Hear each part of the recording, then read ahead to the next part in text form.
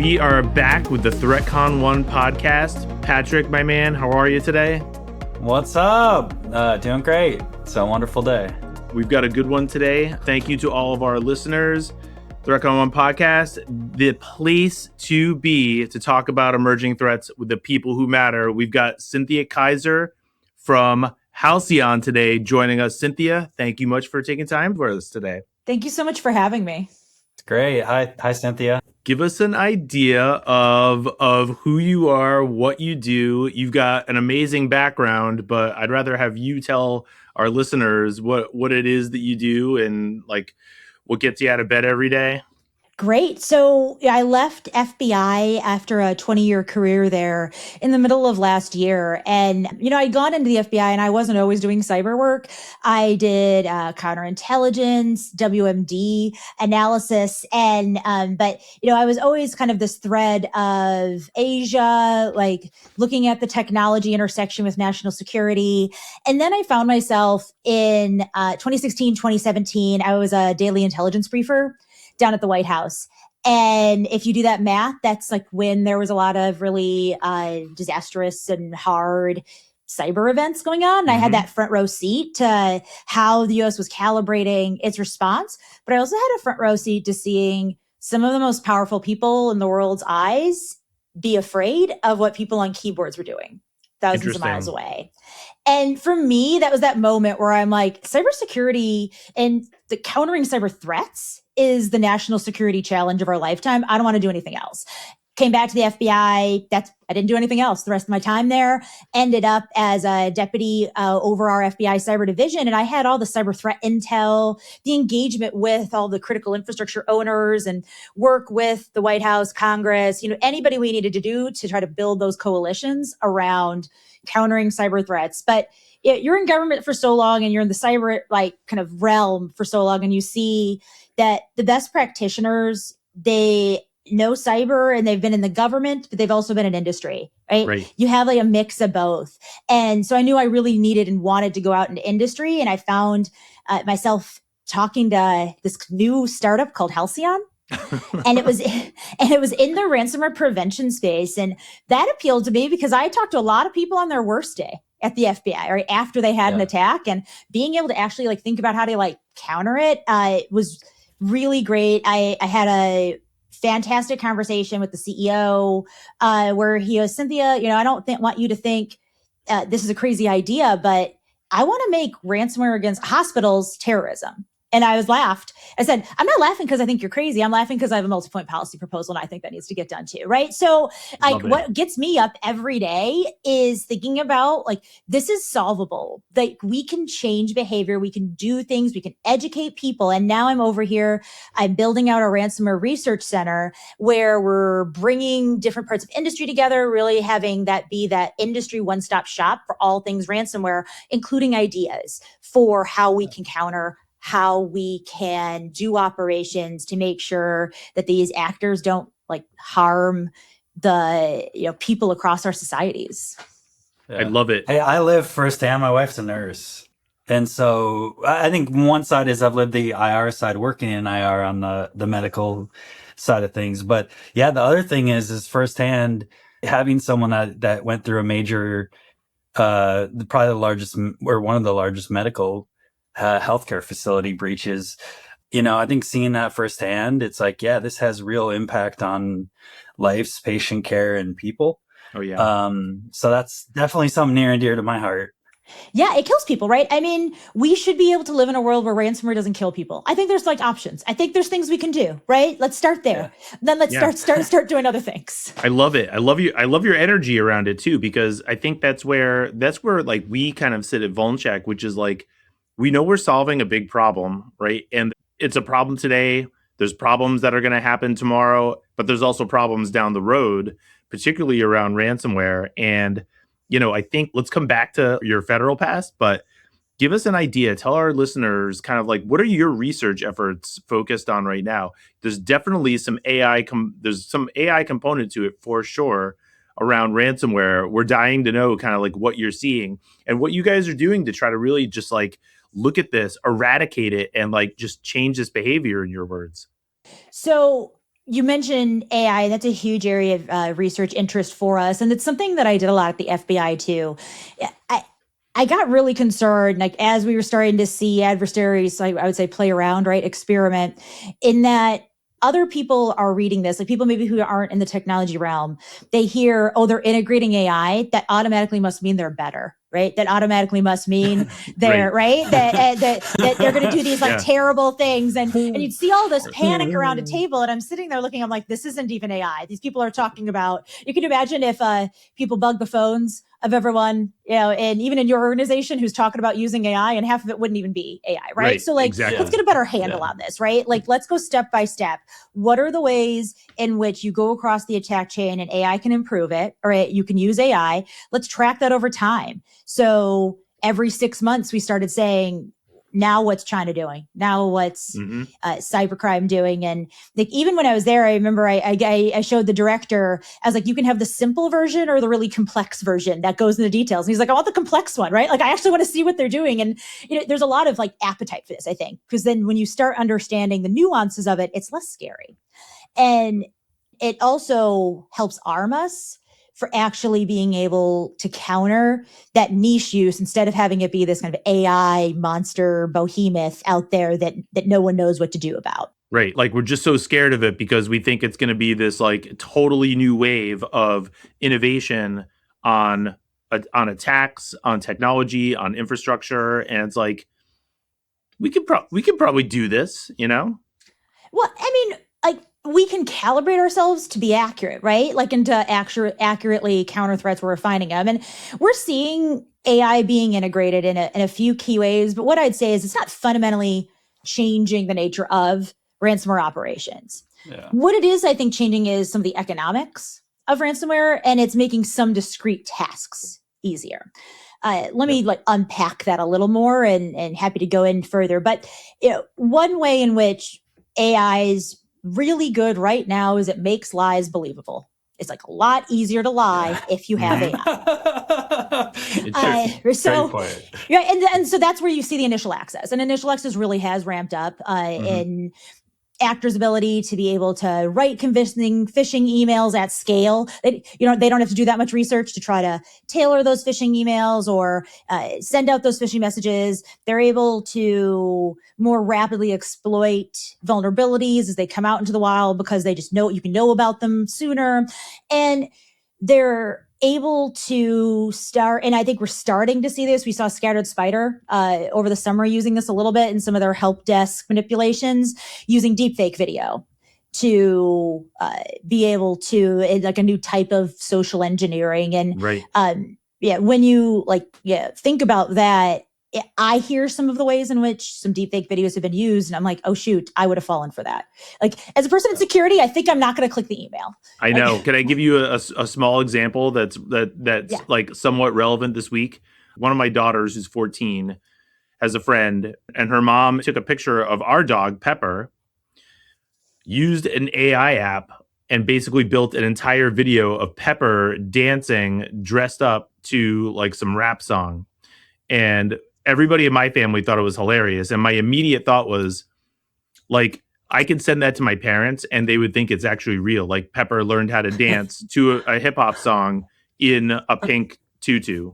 And so we sent it to my parents. My mom was like, how did you get her to do this? I'm like, Mom, come on. Are you serious? But it was like, she made that video in probably like 30 seconds. And it's just like, people can do anything. I look on the research side, and your point on AI and social engineering, it's like, yeah, it's similar. We see actors publishing AI generated exploits that don't work, that are really, just for social engineering purposes to try and get researchers hooked into some sort of campaign they have. And I think there's other things going on with AI generated exploits as well. But yeah, there's a lot of different things going on in relation to AI that, like, it seems believable, like you're talking about, and it fabricates a good enough story to where people then want to go take action.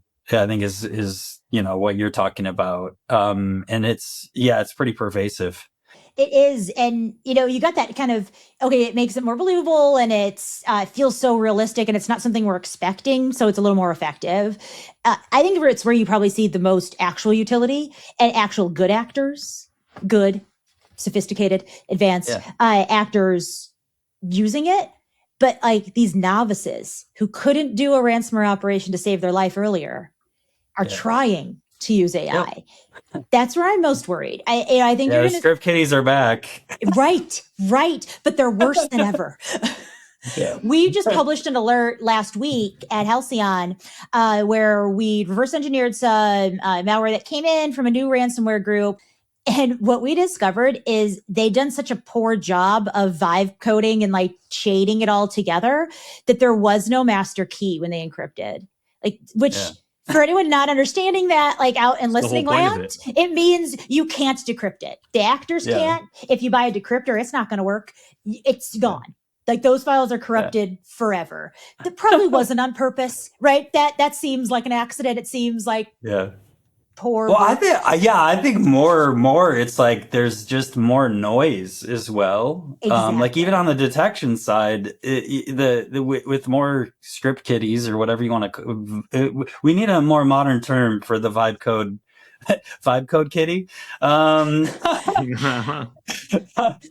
that's what it is. I was trying to think of like a V word for an animal, but like all I got was vulture, and I was like, no, kitty is so much better for these like nothing. I'm gonna brand that one. The vibe code kitty is the new script kitty. I'm writing that down right now. But I agree with you. It's like the ability of a point of entry for people is very, very low because of things like ChatGPT or Claude or other tools. Makes it real challenging. Even on top of that, like with respect to AI, it's also like looking at these trends. AI potentially has the propensity to get better and aid in basically launching better attacks, right? For lack of a better way to describe it. And like there might be things around like exploit code now that are kind of watered down, and it's like, it's almost amateur hour from our perspective in the industry, but it will get better. Is there like a certain level to which you think that AI based ransomware, or at least like AI as an enabler for ransomware, is there a place where it's going to go that you're looking at right now at Halcyon? Yeah, and I'd say that in a real simple way, right? We see even the most sophisticated actors, they're playing around with it. They're experimenting. So are all we, right?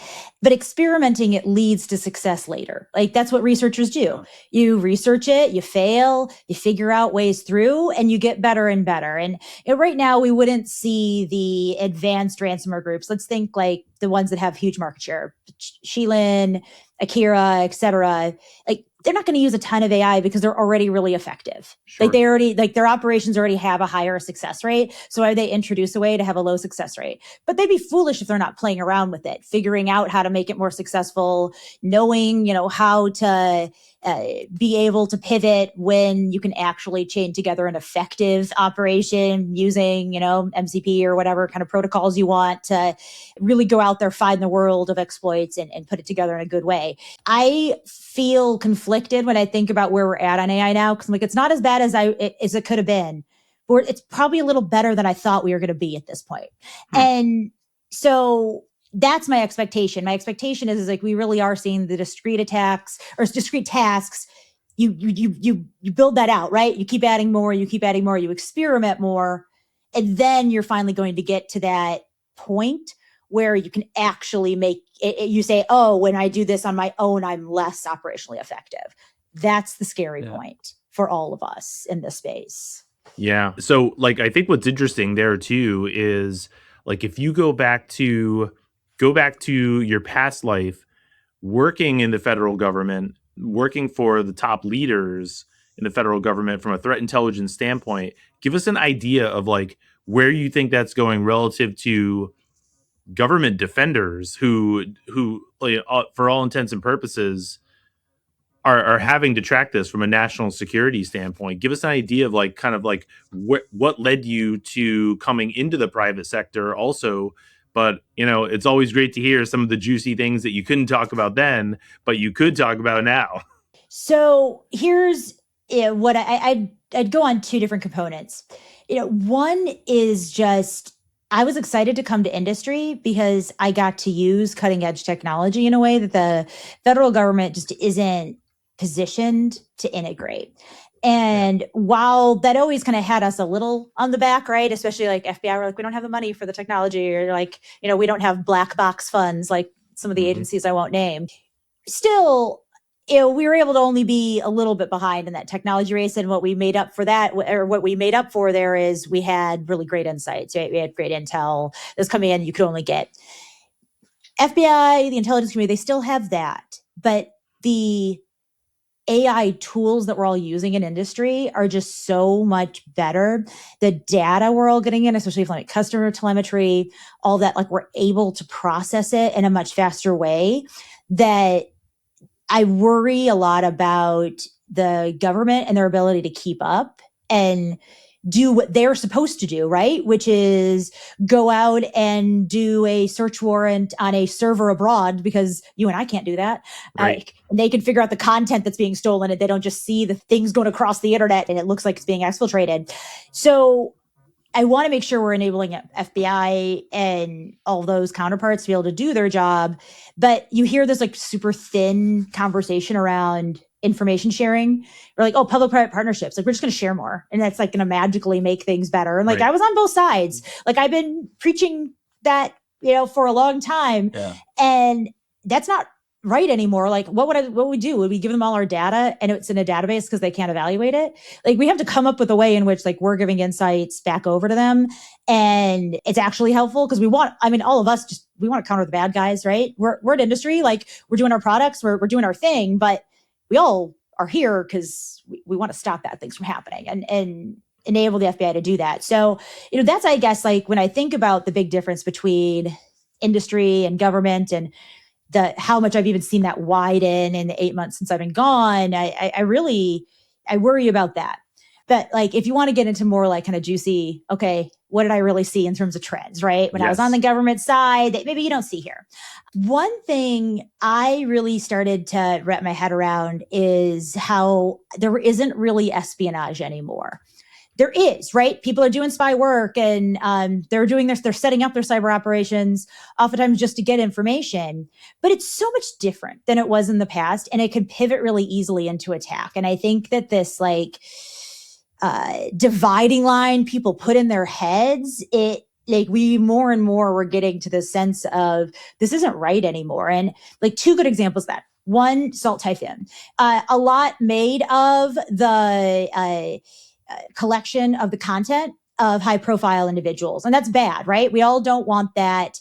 That feels like a huge violation. Like, if it happened to any of us, we know how we'd feel. And we don't want our adversaries having the intimate conversations of our leaders or public officials, et cetera.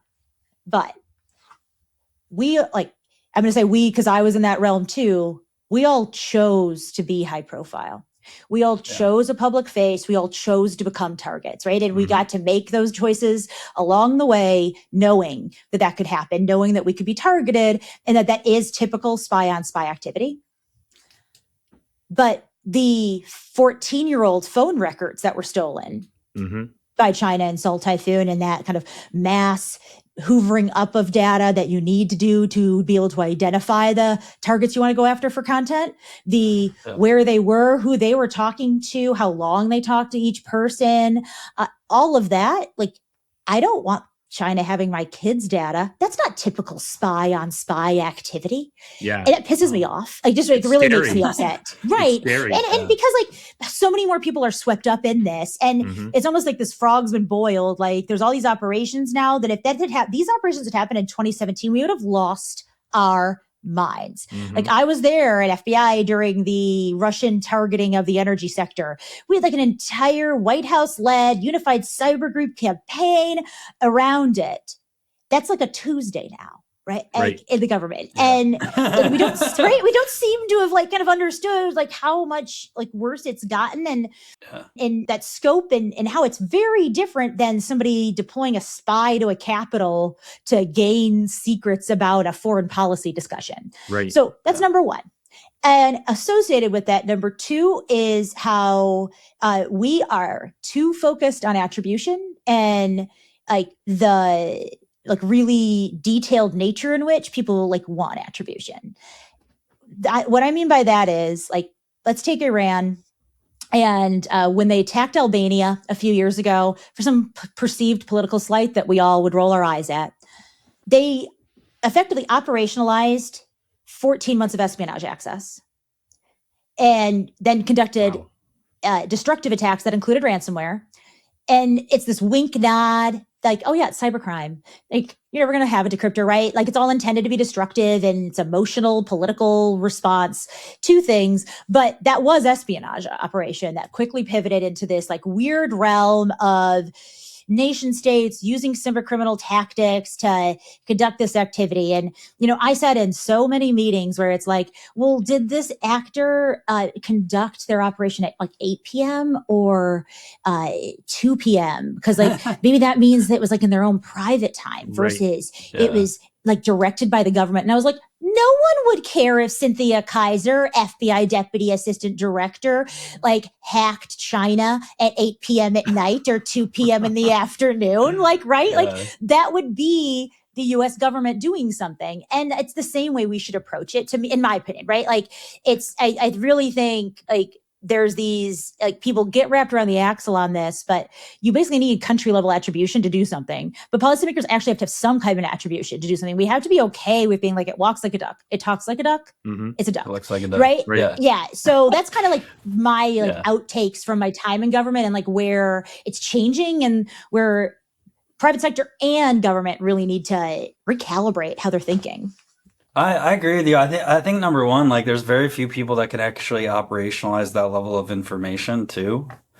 And so I think, yeah, sometimes people get stuck in the weeds on like, well, I'm only going to take care of things that target the financial sector. And it's like, well, pretty much everything being used targets the financial sector if that technology is in your environment. And so I think that sometimes the defenders are irrational when you start getting into attribution level details.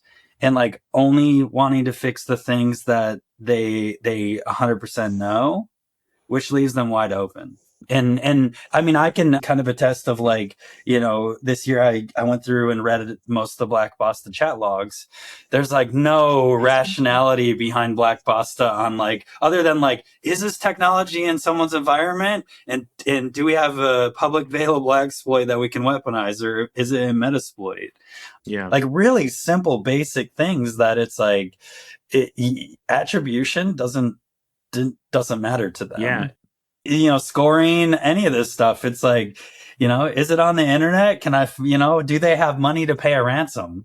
Like that's their requirements. And I think what's happened, and I think what you're both pointing to is that like there's almost like this like romanticizing movement of the cyber world, right? Like how many more movies are there going to be that are all about like, you know, the hacker in a hood who like travels from, you know, Prague to, you know, Berlin and like, you know, just sets up his, you know, his apartment and he's doing all these things and, you know, like Interpol is after him and all this stuff. It's like there's almost this like romanticization. No, we do it all remotely now, Tom. Yeah. I know. Well, yeah, you're like, and like they look a lot more like Russian mob and like a 1970s disco probably too, right? Than a hacker in a hoodie in a basement. Yeah. Like, right, these organized criminals. Like riding a motorcycle, you know, around and getting away from authorities who are tracking him, right? Like it's just like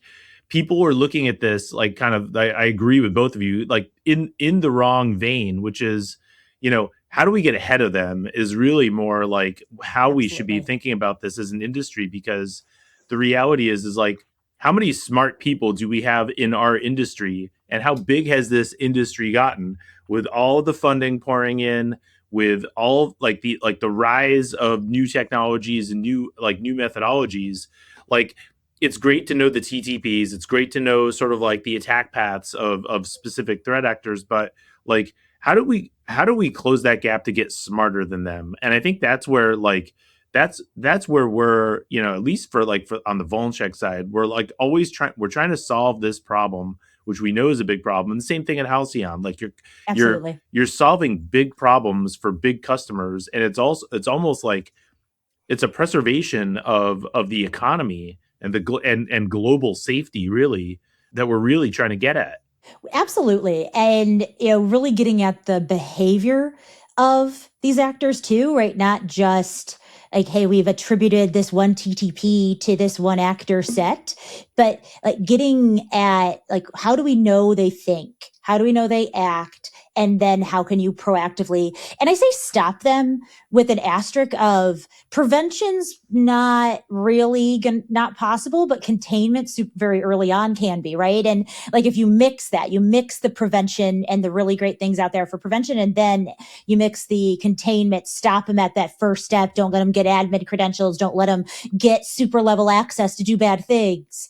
You mix that together, and if you change your security mindset, it really can have a much better effect than worrying if it's China or Russia. And I used to tell people at the FBI all the time, like, it doesn't matter if I came to you and said it was China, it's Russia, or it's aliens. If the FBI is coming to you and you're saying you have a problem, you have to fix it. Yeah. Yes. Yeah. Yes. I've been on the other side of some of those, being from industry, and it is interesting. Like I had one situation. This was over a decade ago, where one of my clients, people kept on coming to them saying, "I used my credit card here and it got stolen," and it was like hundreds of these people, and they were in complete denial. And honestly, it wasn't until the FBI showed up and said, like, currently you are in a position of being compromised in the core root of this fraud. And so, yeah, I mean, just seeing it firsthand, like, and that was over a decade ago. It's interesting often, like, the importance in a third party on the government side coming in and saying, hey, something's not right here, like you have to fix it. And that was the only point that they took it seriously. People think like that the FBI is going to come and they're going to have all the answers, and if they're not telling you everything, it just means they're holding back, when like all of this is imperfect. And that's probably like even a better way of saying what I said before. Like attribution's not going to be, you're never going to get the perfect attribution, right? You're never going to get the perfect understanding. But if you actually take quick action when you just know something, you're are prevent something. Far better ahead. Yeah. I mean, I talked about this publicly before I left the FBI, but Insult Typhoon, the companies that took it most seriously and took the quickest action were the ones who remediated the fastest, which among all of us were like, oh yeah, sure. But they were the ones who had some of the like worst compromises. Yeah. Right. But they had gotten to those levels of, 95-ish% remediation and like a lot faster, but just because they were like, okay, what do I do?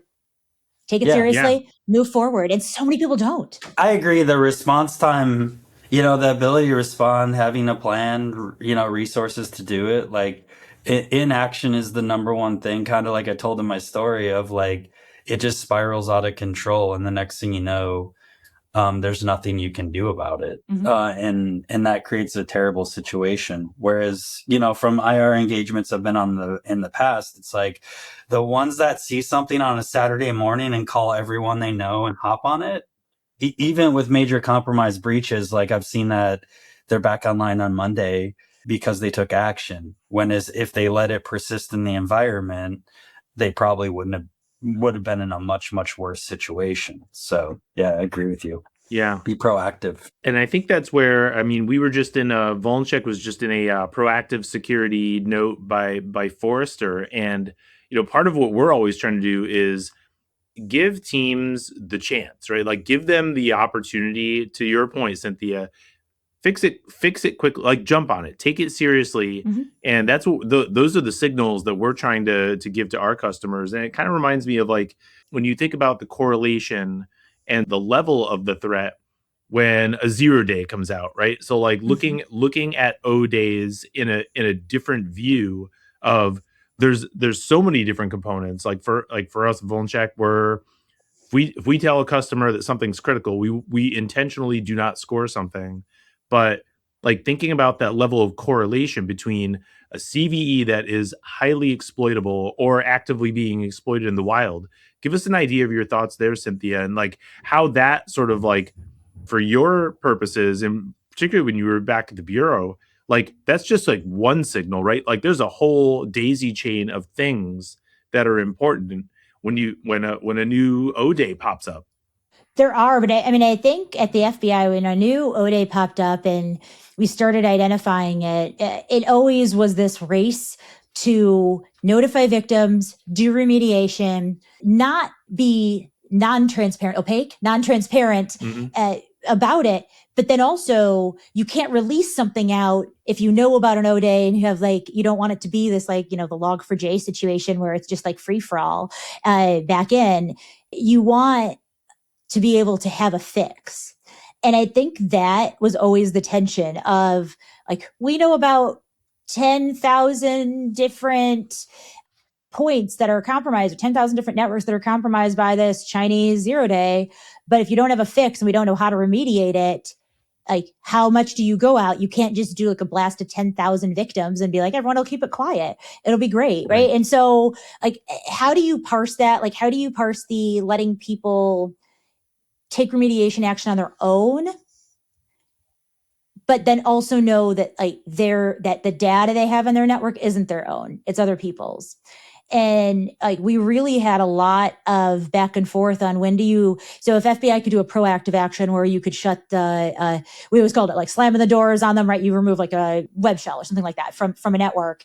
We could go in and do that, but you almost want to give people the opportunity to do it beforehand, so they could. Yeah. So we're not touching networks if we don't have to. But there's also the like some people just aren't capable. Like there are incompetent people out there who can't get things done, right? I mean, shocker, right? And like I don't want my data with those people. So yeah, I remember when FBI took action. I think it was FBI on the Exchange Vault and just patched everybody's Exchange servers. That was like 2021, I think. That was summer. Yeah, that's where we removed the web shells. Yeah, so technically we didn't.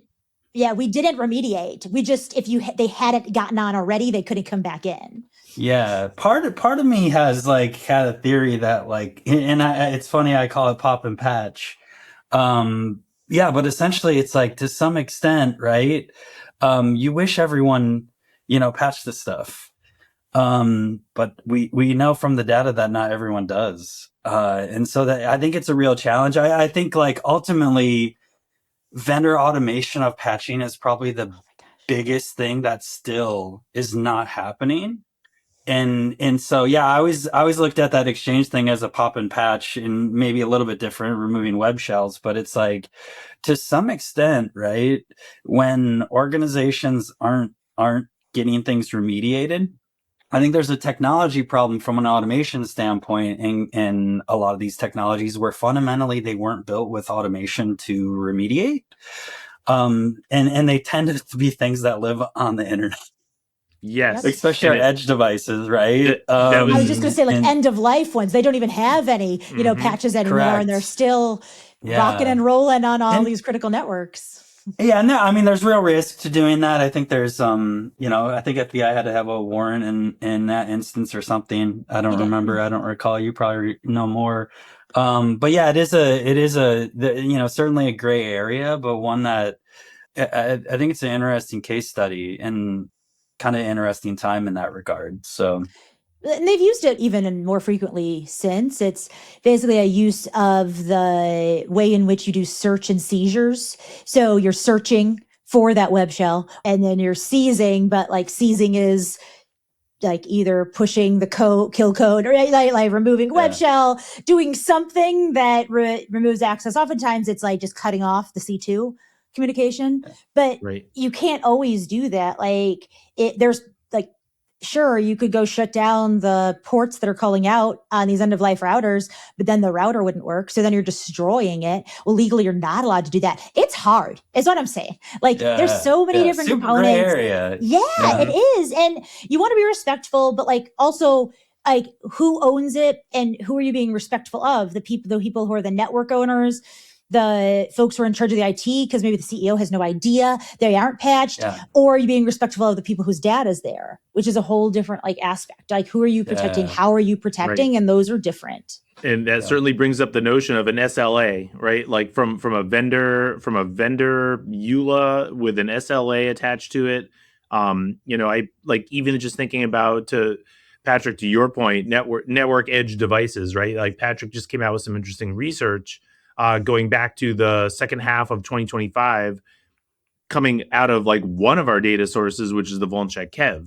And you could imagine the most pervasively vulnerable and most exploited sort of like category of technology, if you would, is network edge devices. And like part of the problem is the open source. CMS. Yeah, well, that too. That was a close second, but it's like, they're not built secure by design, and like it speaks to everything we've been talking about, which is who owns it, right? Because it's a device that has connectivity capability, and you think about like the OT infrastructure and how it's configured and how vulnerable it truly is because of those network edge devices. Not only what's in those devices, but how many of them are deployed by any energy company, something like that. Like that to me gets to the point of not just scary, but like it shuts down like real services that we need to survive from a societal standpoint.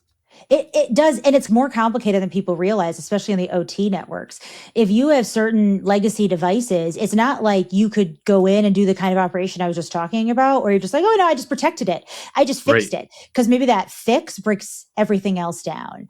And so what those operators end up having to do is like put more secure devices around the vulnerable ones so that their kind of legacy operations can still function. And we talked a lot about in the government on like, how do you weigh trying to protect all of that or stop or contain efforts there versus just ensuring they had a way to manual operate?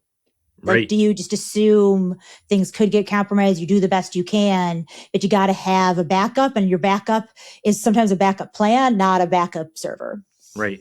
And getting an SBOM dump out of that device, like that's helpful, right? Like, how it's compiled with 70 to 80% open source code, but it's not something, if there's thousands of those deployed, like at like nuclear substations in Alaska, how do you go and swap all of those out if that's the plan or part of the remediation plan?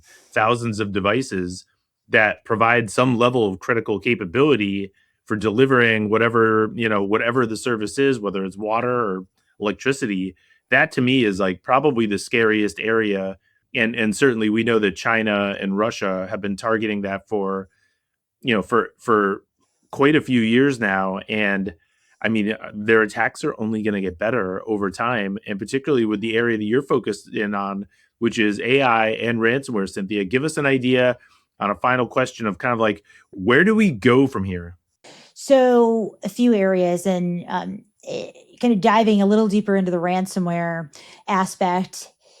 Ransomware is a lot faster than it was just a few years ago. I think people used to rely on the dwell time. So you had a weeks, right, from initial access to the actual encryption, and you're going to find them. You have your alerts. They're going to move slowly throughout a system. And that's just not reality now. Now it's 24 hours, it's less. And that's not even fueled by AI. That's just fueled by actors getting a lot of reps. So being good, and the increased virtualization, like Hyper-Vs, et cetera, across our networks that allow for that really fast moving operations. But they're also fast moving because they just still trick people. They get the admin creds, they get super access, and that enables them to be quiet and move quickly. I say all that to say, I think you really have to assume breach. That's really what zero trust is. It's assuming that you're going to be breached. So what are you going to do about it? Like, what checks are you going to have in place on your networks so that if you assume that, like, how do you contain it quickly, right?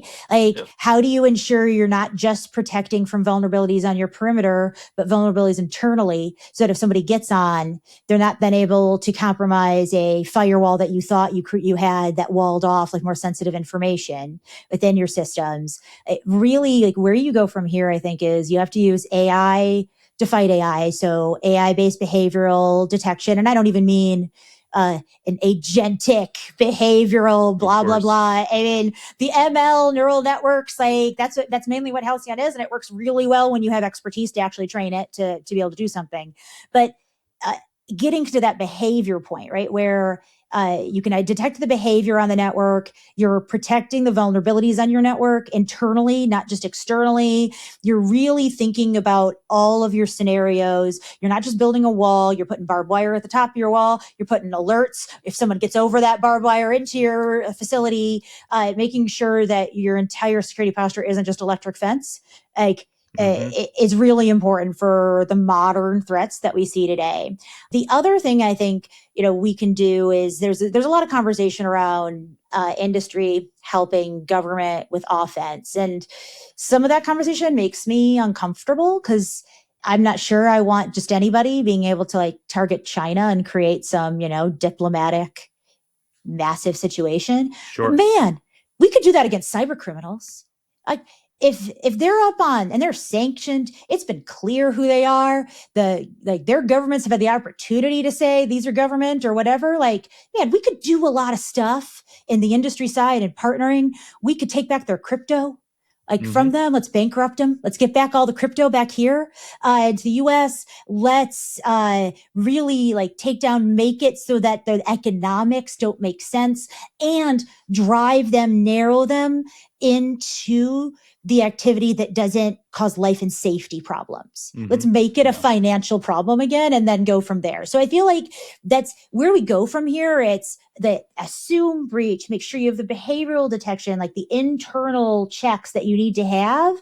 And then from a policy, us in the cybersecurity industry side, let's not talk about kind of feel good offensive operations because it makes us feel like, yes, we're doing something because we're having conversations. Let's actually think about the discrete operations, right? Yeah, the discrete operations that will do something and we don't have to wait and we don't have to study it. We know now we can do it and we can do it well and we can really take the fight back to these lowest of the low vibe scripting kitties.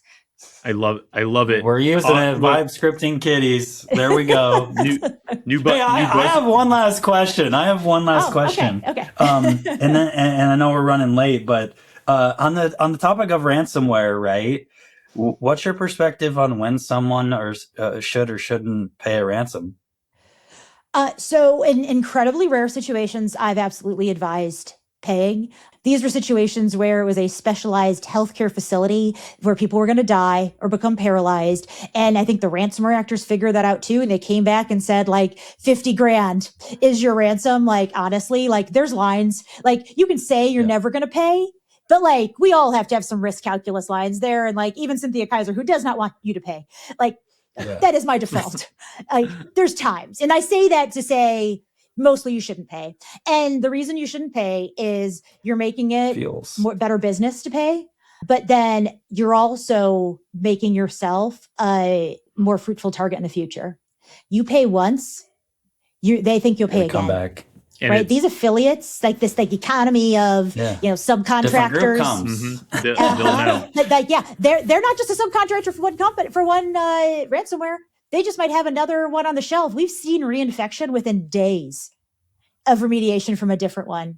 It's wild. It is. It's almost like an upsell on the sales side because once someone knows that there's money there, there's probably more money than was actually paid in that first ransom. So it's it's almost equivalent to software sales where it's hey, we've got this one product and hey, we've got these other products too. So we knew the customer would pay for it. Let's pitch them on the next product. So it's always this ongoing. It's obviously what I'm hearing from you is it's an ongoing battle. There are circumstances where it's just pay it. If it's not going to completely bankrupt you, you can absorb some of that risk. You're better off paying it, getting your files back, and trying to maintain business continuity. And then putting the right protections in place so that it doesn't happen to you again. I think that's would be the key, right? If I'm going to advise you to pay it because you want to save some people's lives, well then, let's put all the protections in place before you even use that decryptor. Yeah. But on the subject of decryptors, I love your analogy, of It's like upsells, it's this, but it's like if they had really it's like if a business had really terrible products, because decryptors only work like 2/3 of the time anyway, like for 2/3 of your data. Like you don't normally recover all the data. Some decryptors just don't work entirely. It's like the bad guys aren't putting a lot of work into fixing your things. They've put a lot more work into breaking them. And you need to know that as you're going in. It's a wild world out there, but Cynthia, it's been an absolute pleasure. Thank you very much for spending the time with Patrick and I. I think our listeners are gonna they've got a lot to think about right now. So thank you very much, and to our listeners out there, tune into our next episode of THREATCON 1, the podcast, the place to talk about emerging threats with the people who matter. Cynthia, thank you very much. Thank you.